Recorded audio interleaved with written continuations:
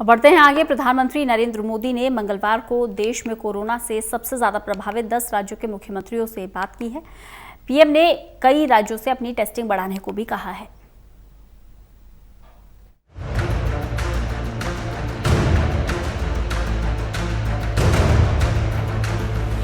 Corona के लगातार बढ़ते मामलों के बीच मंगलवार को पीएम मोदी ने देश के उन 10 राज्यों के सीएम से बात की जो इस वक्त इस बीमारी से सबसे ज्यादा प्रभावित हैं।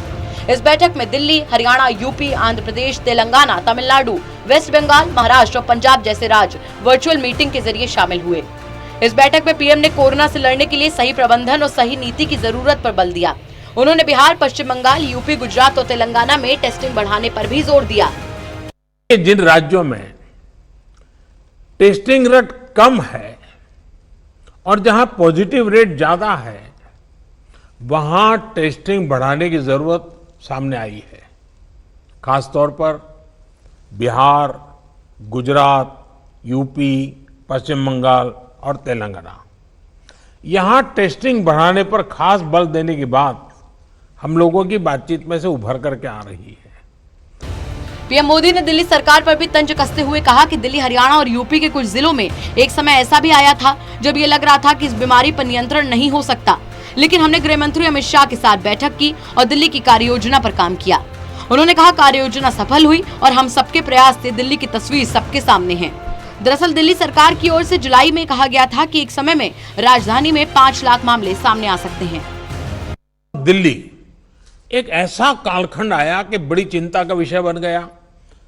सरकार ने भी दिल्ली में ऐसी घोषणा की कि लग रहा था कि बड़ा संकट पैदा होगा। तो फिर मैंने एक रिव्यू मीटिंग की और हमारे होम मिनिस्टर श्रीमान अमित शाह जी को नेतृत्व में एक टीम बनाई और नए सिरे से सारा अप्रोच किया।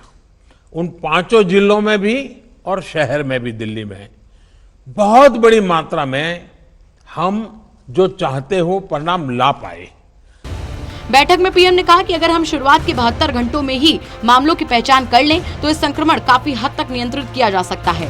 इसीलिए महत्वपूर्ण है कि संक्रमित व्यक्ति के संपर्क में आने वाले सभी लोगों का 72 घंटे के भीतर परीक्षण किया जाना चाहिए।